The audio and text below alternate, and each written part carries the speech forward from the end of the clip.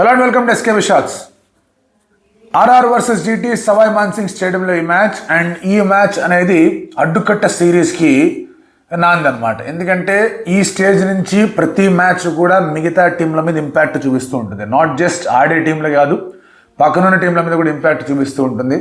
And మీరు points table పరంగా చూసుకుంటే కనుక గుజరాత్ ఆల్మోస్ట్ కన్ఫర్మ్, బట్ కన్ఫర్మ్కి ఆల్మోస్ట్ కన్ఫర్మ్కి ఉన్న తేడా ఉంది.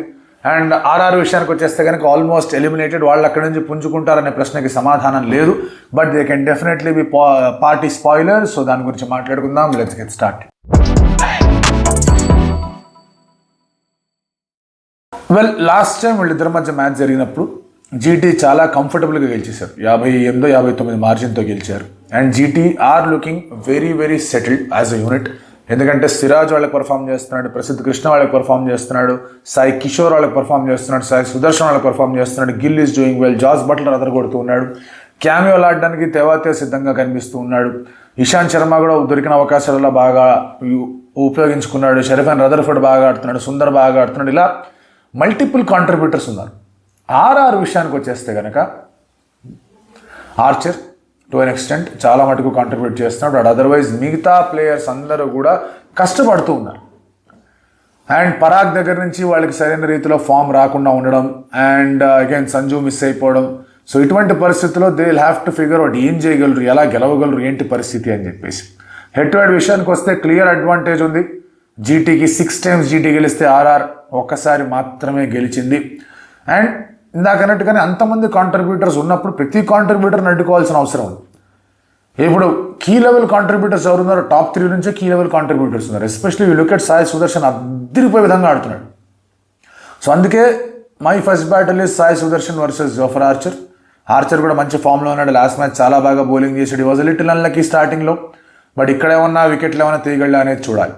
నెక్స్ట్ ఇస్ హసరంగా మిడిల్ ఓవర్స్లో బాగానే వేస్తున్నాడు, but Buttler middle overs acceleration అదిరిపోతుంది. చాలా తెలివిగా కూడా ఆడుతున్నాడు. Where is not taking risks against potentially wicket taking bowlers. So అందుకే Hasaranga versus Buttler is second battle. Third battle RR కనుక పెద్ద స్టార్ట్ రావాలి అంటే కనుక, పెద్ద టార్గెట్ చేసి చేయాలన్నా, పెద్ద టార్గెట్ సెట్ చేయాలన్నా, స్టార్ట్ సరిగా ఉండాలి అంటే it has to be Jaiswal.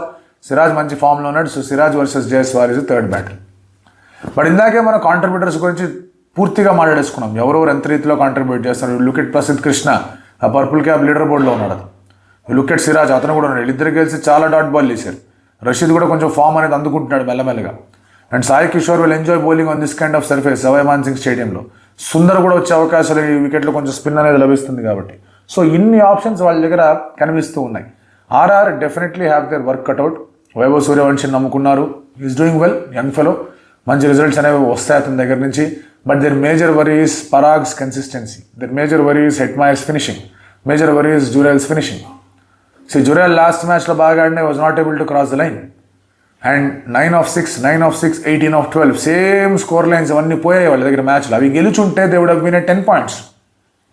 చాలా ఇంకా అద్భుతమైన అవకాశం ఉండేది ఆర్ఆర్కి. So they are not able to do that. And ఇటువంటి సమస్యలు వాళ్ళ దగ్గర. ఇంకోటి ఏమన్నా చేంజెస్ చేయాలన్న ఆప్షన్ వల్ల వాళ్ళకి అంత ఎక్కువ ఆప్షన్స్ కూడా లేవు. But they will have to figure out. Sandeep Sharma దగ్గర నుంచి ఫామ్ పోతుంది, తుషార్ దగ్గర నుంచి సరైన రీతిలో రిజల్ట్స్ రావట్లా, కెన్ దే గో విత్ మధువాల్ అనే ఆలోచనలో వాళ్ళు ఉండాలి. సో వాళ్ళ టీం చూసుకుంటే కనుక ప్రాబ్లీ జైస్వాల్, సూర్యవంశి, ఆ తర్వాత నితీష్ రాణా, రియాన్ పరాగ్, ధ్రువ్ జురేల్, ఆ తర్వాత Shimron Hetmyer, Hasaranga, Archer, Theekshana. And then they have to figure out ఎవరు ఆ ఇద్దరు బౌలర్లు అవ్వబోతున్నారు. శుభం దుబే అండ్ అలాగే Karthikeya might just be their impact players. Gujarat విషయానికి వచ్చేస్తే కనుక ఇందాక అనుకున్నట్టుగానే Washi in the 11, otherwise the team is completely set అని అనిపిస్తోంది. యూ లుక్ ఎట్ మన Gill, Sai Sudharsan, Jos Buttler, Sherfane Rutherford, Washington Sundar, Rahul Tewatia, Shahrukh Khan, Rashid Khan, తర్వాత మీకు ప్రసిద్ధ్ కృష్ణ, సాయి కిషోర్, సిరాజ్ అండ్ ఇషాంత్ శర్మ. ఇంత సెటప్ అనేది వీళ్ళ దగ్గర రెడీగా కనిపిస్తాం.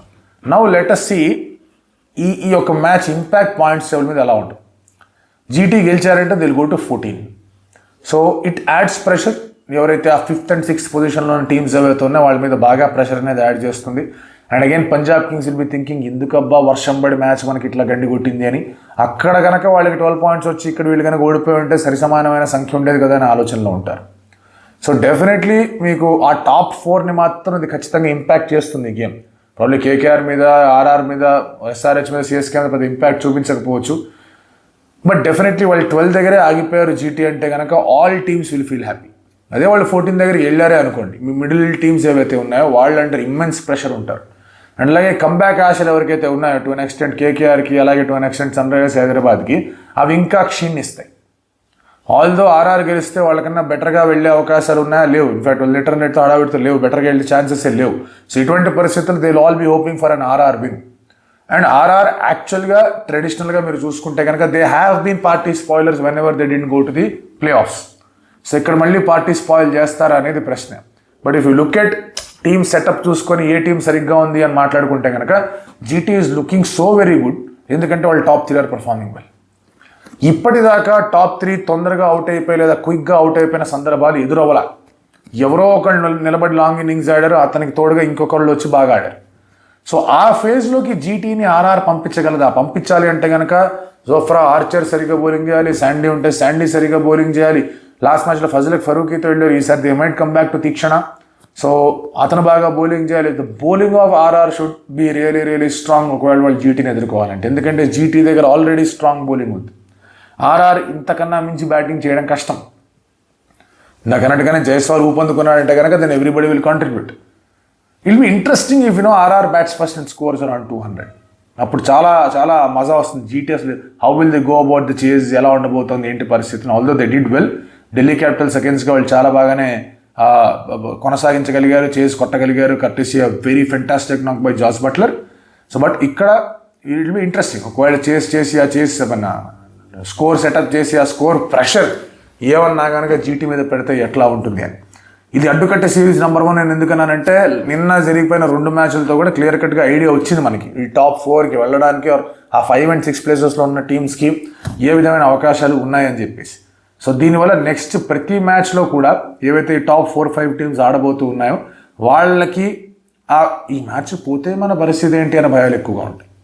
సో నథింగ్ టు లూజ్ పరిస్థితిలో యాక్చువల్గా ఆర్ఆర్ ఉంది, సంథింగ్ టు లూజ్ పరిస్థితిలో జీటీ ఉంది. నథింగ్ టు లూజ్ అనేది will they give them wings అనేది పెద్ద ప్రశ్న. బట్ జీటీ వాళ్ళకున్న రిసోర్సెస్లో if they are not winning against RR చాలా చాలా దారుణంగా డిసప్పాయింటెడ్గా ఫీల్ అవుతారు. ఎందుకంటే ఆర్ఆర్ 9 of 6 దగ్గర 2 మ్యాచ్లు కోల్పోయింది. ఒక మ్యాచ్ సూపర్ ఓవర్ తీసుకెళ్ళి కోల్పోయింది, ఒక మ్యాచ్ అట్టయ్య కోల్పోయింది, అది ఇక్కడే కోల్పోయింది. ఆ తర్వాత అంత మంచి over 22 run over of Bhuvneshwar Kumar వచ్చిన తర్వాత 18 of 12 కావాలన్నప్పుడు అక్కడ చతికిల పడ్డారు. So there are issues with them.